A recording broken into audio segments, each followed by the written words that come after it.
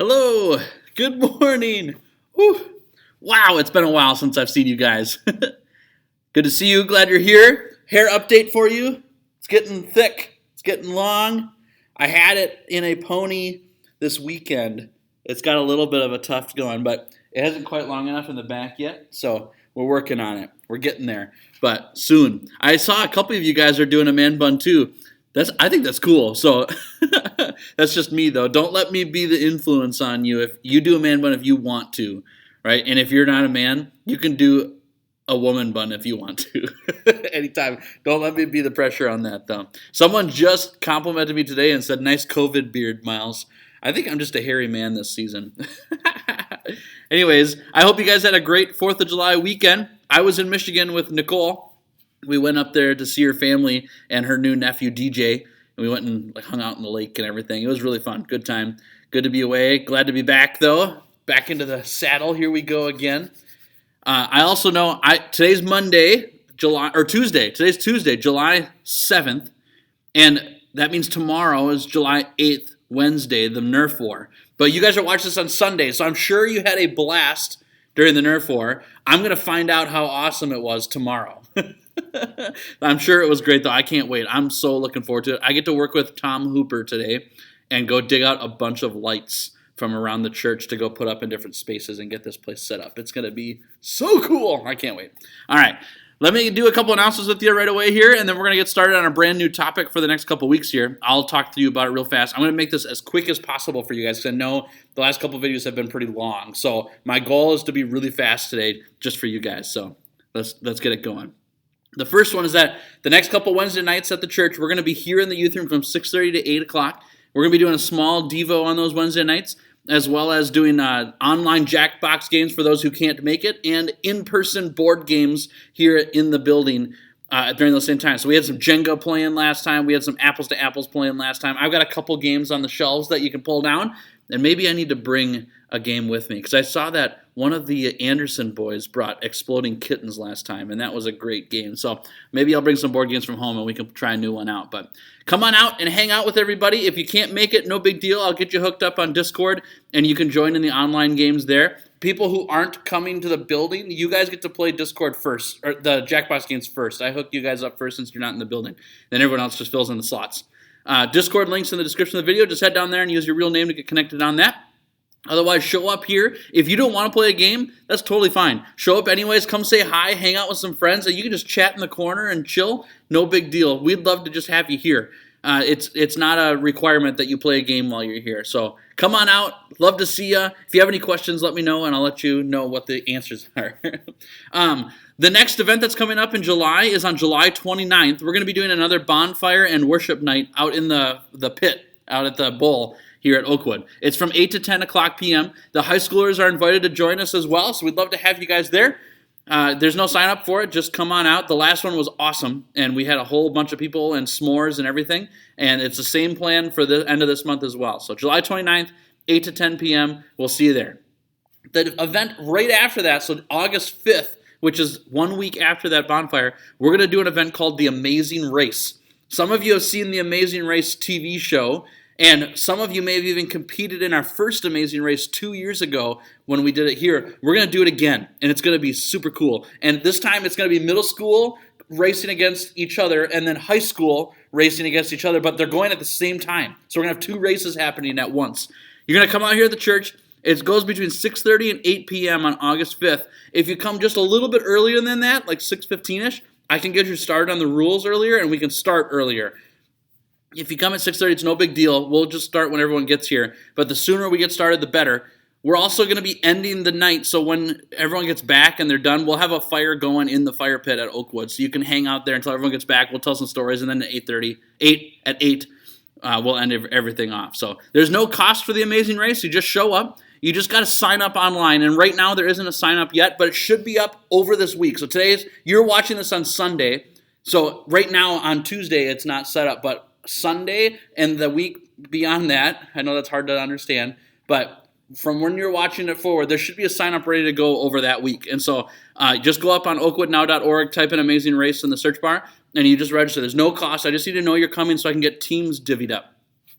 Leaders, small group leaders, if you want to be a part of this, I would love to have you be a part of it. I need drivers for this amazing race. We go to small towns around Delafield. So we'll go to Heartland for a little bit, Wales for a little bit. We'll be in downtown Delafield for a little bit, and we shouldn't go much farther than that. I doubt we'd go into Waukesha or Oconomowoc, but we'll see.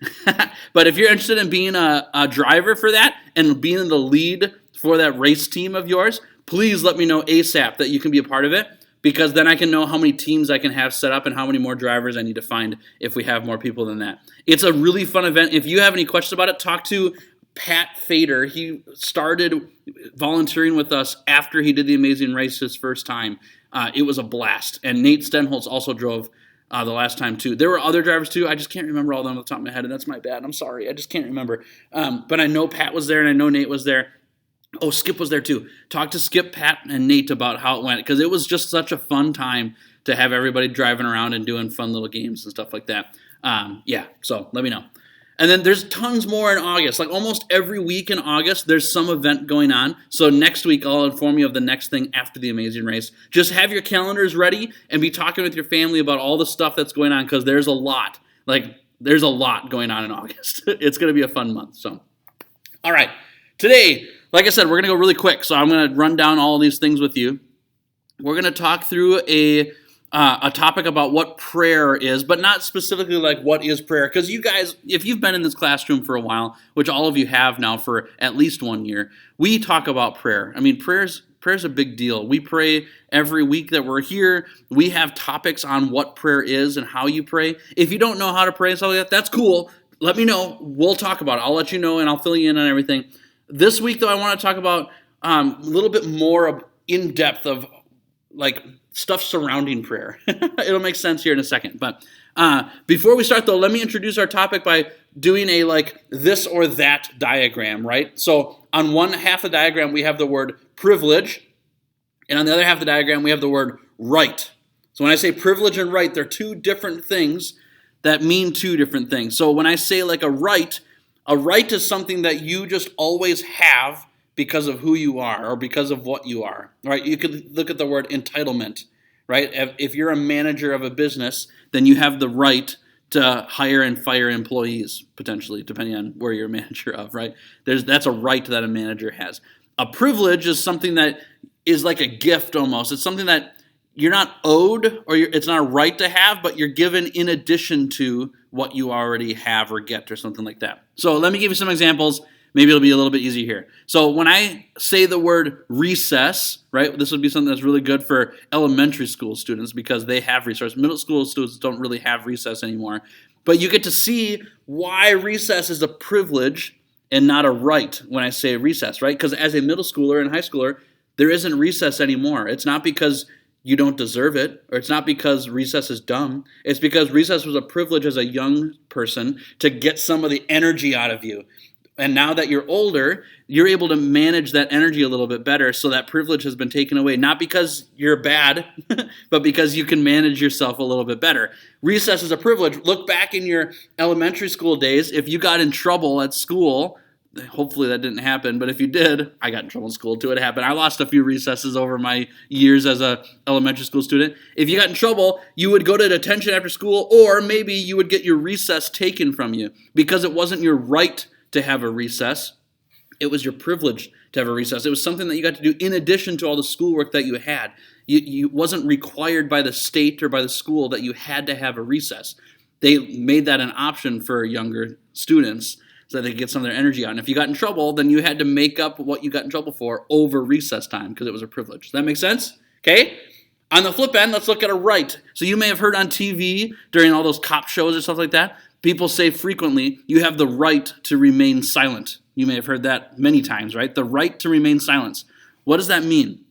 Well, what the police officer is saying to the person that they're arresting at that point is that they have the right, meaning that they don't have to say anything. If a police officer asks them something, they have the right, not the privilege, they have the right that they don't have to say anything, because anything that they do say will be used against them in a court of law. That's the next line after that right to remain silent, right? Or silent. So when they say you have the right to remain silent, they're saying, we understand that you don't have to say anything because it is your human right as an American citizen that you don't have to say anything to us during this arrest or through the process until you see a lawyer, right? That's what a right is. It's something that is part of being a human in the United States of America, is you have the right to remain silent when you get arrested for something, right? Here's a couple other ones, and maybe it'll help figure some things out, right? If you go to a show and you see an entertainer of any sort, I usually think a magician for this, but like a comedian would be another entertainer that you'd go to a show of.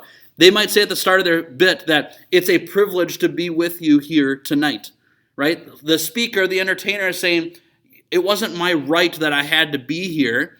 It's a privilege that I get to do this entertainment for you tonight, right? It's something that they're doing in addition to who they are. They just love doing that they get the privilege to be with you.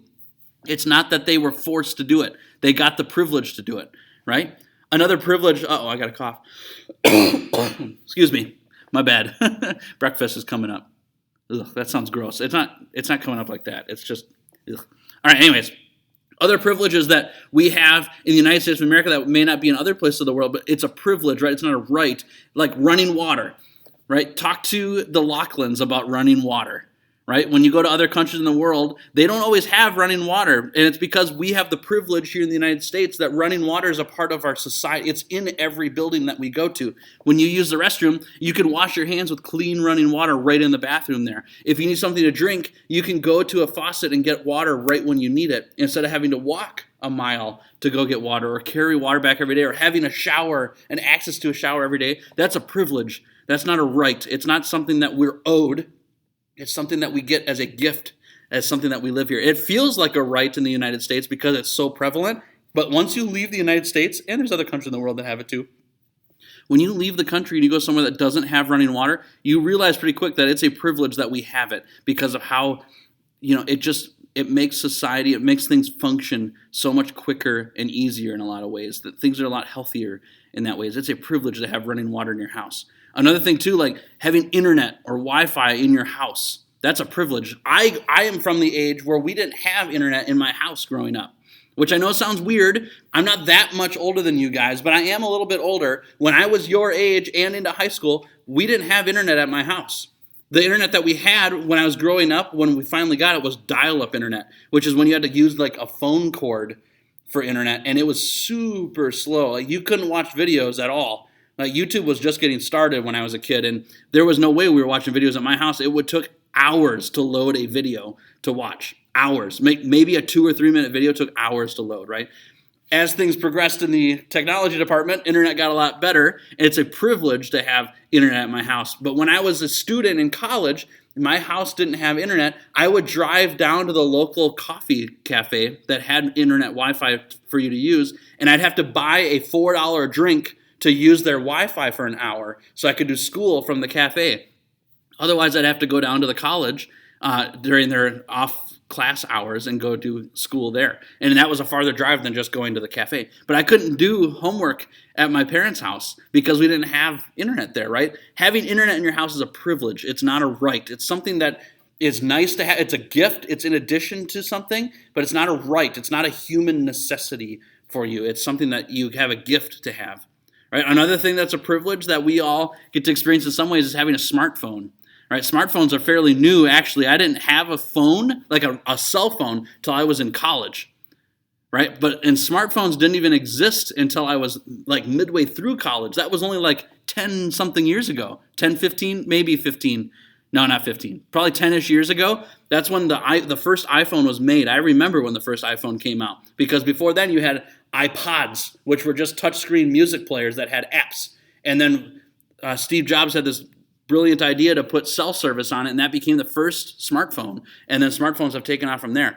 Right? This isn't a history lesson, but having a smartphone, this is my point, having a smartphone is a privilege. It's not something that you are owed by being a United States citizen. You're not born in the United States and you're given a smartphone when you're born. You have to earn one. You have a privilege to have one if you have one. Those are all gifts that we all have. Does that make sense? Right? So those are privileges. Those are things that are kind of like gifts. They're in addition to the things that we already have, but they're not required. They're not something that you have to have. On the flip end of things, Here's a few rights that you may understand. The first few here these are in the Bill of Rights, which if you haven't thought about rights in this way, you just hear the word Bill of Rights and you're like, oh, that's what that thing is called. But it's literally an essay of the rights you have as an American, right? As an American citizen, here's a few rights. So the first one is the right to freedom of speech. That one's been thrown around a lot lately. It's thrown around a lot in general. But the right to freedom of speech means people can't tell you what you can and can't say. As a United States citizen, you have the right to say whatever you want to say. Doesn't matter. You may offend people. You may get people upset.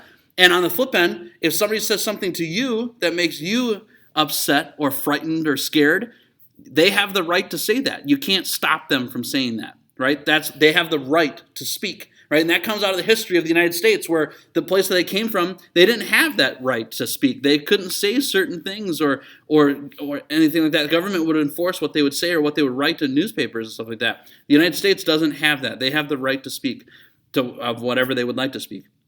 We also have the right to bear arms. Not like bear arms, like bear. That would be so cool. But that's bear arms means like carry guns, basically is what they're saying. You have the right to bear arms. That's something that gets thrown around a lot too. But in the Bill of Rights, the American citizens have the right to own a gun, is what that's saying. And so that's what that right is just part of being an American citizen. You have the right to do that. Not every country has that, but that's something the American citizens have.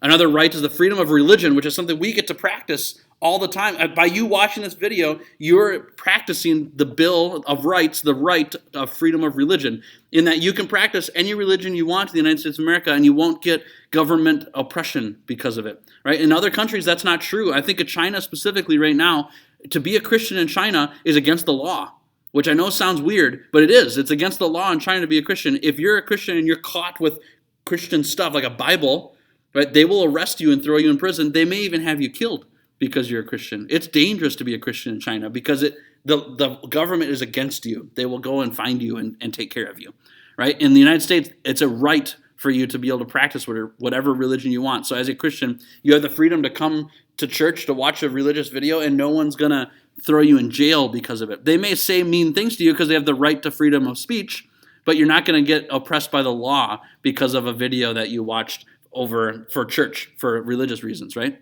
Make sense? So rights versus privileges. There's things that you're like owed as a person and things that you get in addition to as a gift, right? Ooh, I forgot one right. The right to be treated with dignity. I was trying to pull something that's outside of the Bill of Rights.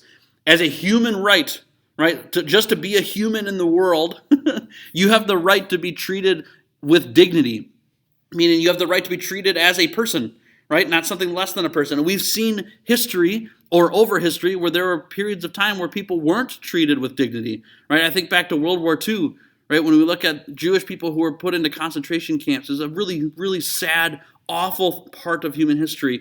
That government system treated people like they weren't people, right? And they treated them as property or as an item. And that's not how people, they don't have the right to be treated that way. People are people, right? That's what, we're all people. We're all God's image. We all have the right to be treated as someone who's made in the image of God. And we've seen the terrible issues of past governments and just past world leaders and even just past people. It's not just governments that I'm talking about here. I'm talking about any person. If you treat another person without dignity, you're taking away their right as a human being. Right? That's something that you get as a person, is that you can be treated as a human being, which is a great right to have because that wasn't always true in history in parts of the world.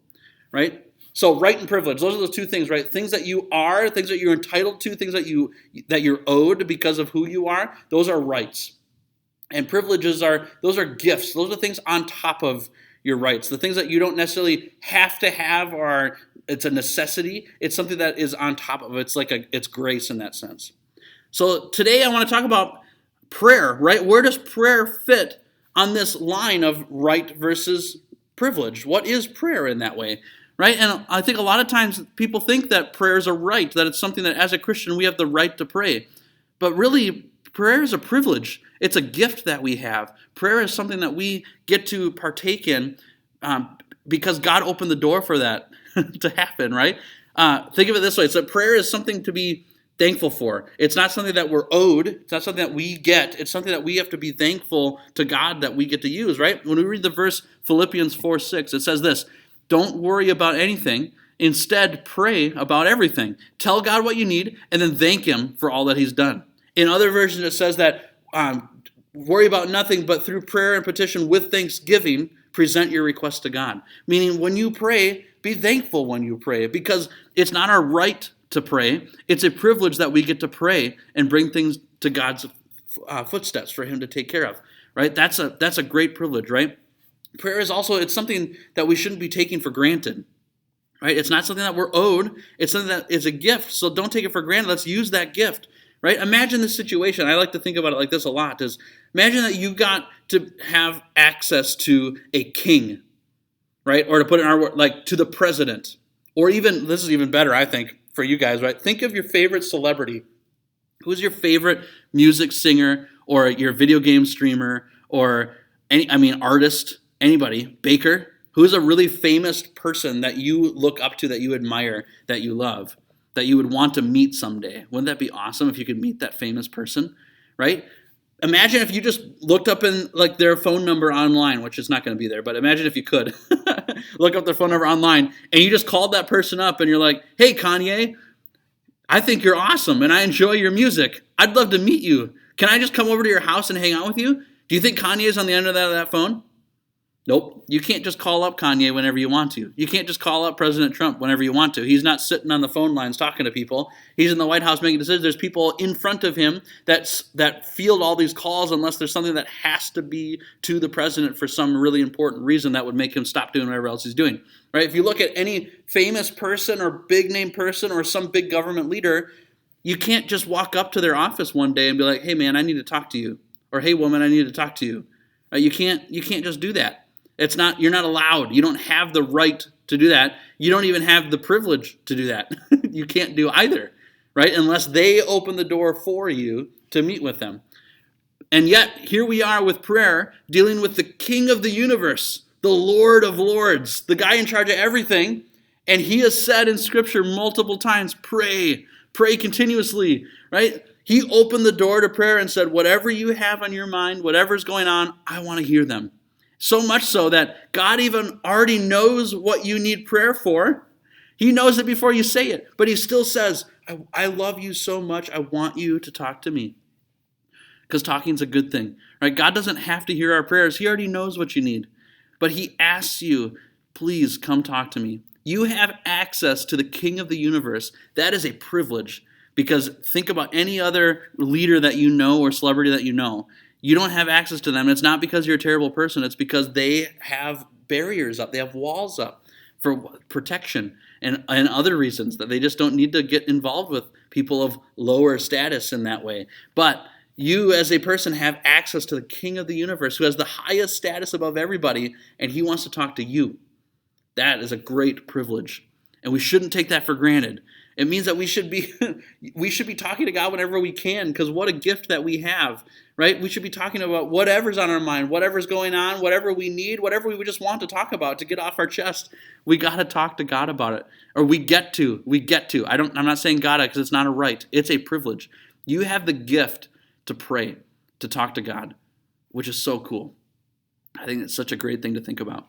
So, with all this in mind, what do we do in response? What do we do knowing that prayer is a privilege instead of a right? It's something that is a gift. Well, the first one's easy. We should pray, right? And if it's weird to think, well, man, today I'm praying, think of it as today I talk to God, because that's what prayer is. It's a conversation with God, and he talks back with you.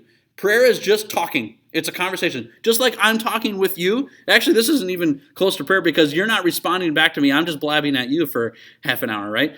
When we talk to God, he talks back, right? You may not hear him audibly. You may hear him through the voice of other people or through Scripture and other ways, but God responds to you, right? Prayer is a two-way conversation. So if prayer feels weird, think of it as just I'm talking. I'm talking with God and letting him know what's on my mind. So in response to prayer being a privilege, we should talk to God. We should pray. You can pray about anything. You can pray for anyone. You can pray with others. You can pray for others, right? And start at home. I think that's the best way to start prayer is start at home and pray on your own for the people around you, but also like talk to your parents or guardians. They would love to hear that you want to pray with them and that you want to pray for them. It would completely floor them if you walked up to them and said, hey, mom, dad, guardian, I want to pray more. Can we pray together? their jaw would just drop to the ground, right? And that's a great place to start. You pray with your siblings. That's always something that would just be amazing. If you've got siblings who you're close with, even if you're not close with them, but if you're close with them, like take time to pray once a week. Oh man, it would change your family. It would change your heart for your siblings and for your extended family and everybody around you, because you and your siblings are praying together for people. It's awesome. Right? Prayer is an awesome, awesome privilege. So pray in as many ways, in the creative ways that you can think of, with a whole bunch of people and for a whole bunch of people. And secondly, be very thankful for prayer. Very thankful. Just like that Philippians 4:6 verse, right? Be thankful for all things. Right? Thankful to God for all that he's done. Prayer is not a right. It's not something that you're owed. It's a privilege that we even get to speak to God whenever we want. So we should take time to thank God when we get together to speak with God. We should be thanking him up and down the streets for even the opportunity and the privilege to pray to him. Right? And you can imagine that same situation. If you got to meet a famous person and walk out to him, you wouldn't just treat them like a normal friend of yours. You'd be like, oh my goodness, this is amazing. I can't believe I'm meeting you, and you're so cool, and thanks so much for letting me hang out with you and talk to you and all that stuff. You'd be thanking them like crazy, because you know that you don't deserve that opportunity, but you got one. Right? God gives you that opportunity every minute of the day. So we should be thanking him up and down the streets for that opportunity. That's such a good thing to keep in mind when we pray. Be thankful that we get that opportunity to speak with God. It is a really good thing that we get to pray. Okay, I'll leave it at that. I didn't want to take up all your time today, so I'm not going to. I'll leave you at that one. We're going to talk about prayer for the next couple weeks too, on some other things that revolve around that prayer topic, so keep your ears open for that. If you've missed videos from before this one that you want to catch up on that we've been doing over this COVID time, just go into the Oakwood channel, which is down below the video. It'll say Oakwood Now on there, and you click on that and click the middle school playlist, and all of the middle school videos are on there. You can go check them out and see what's going on. Feel free to ask me questions anytime. You can leave comments on the video. You can go on Discord and type questions there. You can have your family send me messages. You can send me a postcard if you want to, and I would love to answer your questions about anything that's going on. Y'all are awesome. I appreciate you very much. I'm looking forward to hanging out soon. Have a great week, and hasta la pizza.